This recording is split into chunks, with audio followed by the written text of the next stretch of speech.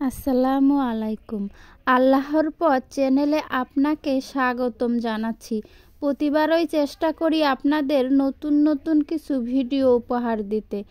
আজকের ভিডিওতে যা আলোচনা করব সেটি হচ্ছে জঙ্গলের রাস্তায় একজন মহিলা নামাজ পড়ছিল। পাশে তার একটি ছোট্ট সন্তান ছিল। একটি সাপ তার উপর তেড়ে আসলো। তখন কি ঘটনা ঘটল? সাপ হত্যা সম্পর্কে হযরত মুহাম্মদ সাল্লাল্লাহু আলাইহি সাল্লাম কি বলেছেন? সাপ মারা কি যাবে? মহিলাটিকে নামাজে সাপ বাধা দিল, তখন কি অলৌকিক ঘটনা ঘটল?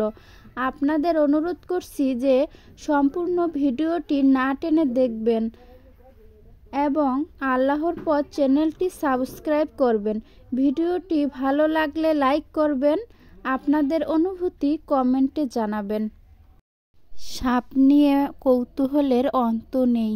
আল্লাহ তাআলার অপার সৃষ্টির রহস্যের অন্যতম একটি হলো সাপ। এই প্রাণীটির আকৃতি ও চলার ধরন মানুষকে আতঙ্কিত করে। সাপ দেখলেই মানুষ তা মেরে ফেলার চেষ্টা করে। তবে সাপ দেখলেই আতঙ্কিত না হয়ে সচেতনতা ও সতর্কতা জরুরি। সাপের দ্বারা ক্ষতির আশঙ্কা থাকলে তা মারতে বাধা নেই। তবে সাপ মারার আগে আমাদের করণীয় হলো ওই সাপ আমাদের ক্ষতি করবে কিনা সে ব্যাপারে নিশ্চিত হওয়া। এ ব্যাপারে হাদিসেও খুব সুন্দর নিয়ম উল্লেখ রয়েছে। নবীজি সাল্লাল্লাহু আলাইহি সাল্লাম ইরশাদ করেছেন, কোনো সাপ মারার আগে 3 বার তাকে সাবধান করবে। এরপর যদি সে গর্ত থেকে বের হয় তখন তাকে মেরে ফেলবে, কেননা সে শয়তান। হাদিসটির উৎস আবু দাউদ, হাদিস নম্বর 5168। বেশ কিছু ভুল ধারণাও আছে আমাদের। সাপের ক্ষমতা সম্পর্কে রয়েছে সেই ভ্রান্ত ধারণাই। ভারতীয় গণমাধ্যম জি নিউজ এমন খবরই প্রকাশ করেছেন। নম্বর 1, অনেকেরই ধারণা হাসনা হেনা বা সুগন্ধি ফুলের গন্ধে দূর দূরান্ত থেকে সাপ ছুটে আসে, কিন্তু এটি একটি সম্পূর্ণ ভুল ধারণা। সাপের ঘ্রাণ শক্তি অত্যন্ত দুর্বল, তাই তারা কোনো ফুলের গন্ধ পায় না। নম্বর 2, বিনের তালে সাপের নাচ দেখে অনেকেই মনে করেন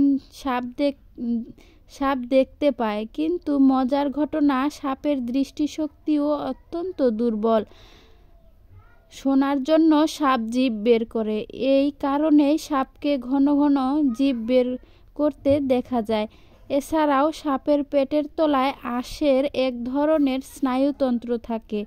এই আঁশের সাহায্যেই মাটি থেকে উচ্চ মাত্রার কম্পনযুক্ত শব্দ সংগ্রহ করে সাপ মস্তিষ্কে চালান করে দেয়। এইভাবে সাপ কোনো বস্তুর অবস্থান কত দূরে তা বুঝতে পারে। বিশ্বে প্রায় 3000 প্রজাতির সাপ আছে। অ্যান্টার্কটিকা বাদে বিশ্বের সর্বত্রই সাপের দর্শন মেলে। সাপের খাদ্য তালিকায় থাকে ইঁদুর, পাখি, ব্যাঙ, বাদর খেয়ে থাকে। নিজের প্রতিরক্ষার জন্যই সাপ আক্রমণ করে, তবে আদতে এরা শান্ত ও নিরীহ প্রাণী। 70% প্রজাতির সাপই ডিম পাড়ে। সবথেকে বড় সাপ গ্রিন অ্যানাকোন্ডা, যা গড়ে 17 ফুট লম্বা হয়। সবথেকে ছোট সাপ বার্বাডোস থ্রেট স্নেক, মাত্র 4 ইঞ্চি লম্বা হয় এই সাপটি। তবে সবথেকে বড় বিষয়, বিশ্বের বেশিরভাগ সাপই হয় নির্বিষ। চলুন এখন আমরা মূল ভিডিওতে আসি। এক মহিলা জঙ্গল দিয়ে যাচ্ছিল, তখন দূর থেকে মসজিদের আজান ভেসে আসলো। মহিলাটি পর্দানশীল এবং নামাজি ছিল। তার কোলে একটি ছোট্ট শিশু ছিল। শিশুটি পাশে রেখে সে নামাজ পড়ছিল। তখন একটি বিষাক্ত সাপ ফোঁস ফোঁস করতে করতে তার দিকে তেড়ে আসলো।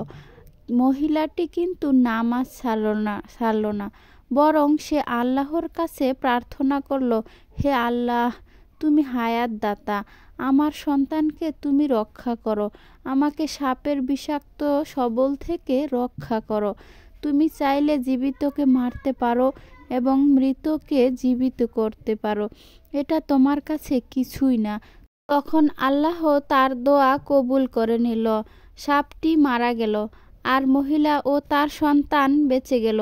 এ ঘটনা থেকে আমাদের শিক্ষা হলো, আল্লাহ চাইলে সব কিছু করতে পারেন, যে কোনো অবস্থাতেই হোক না কেন।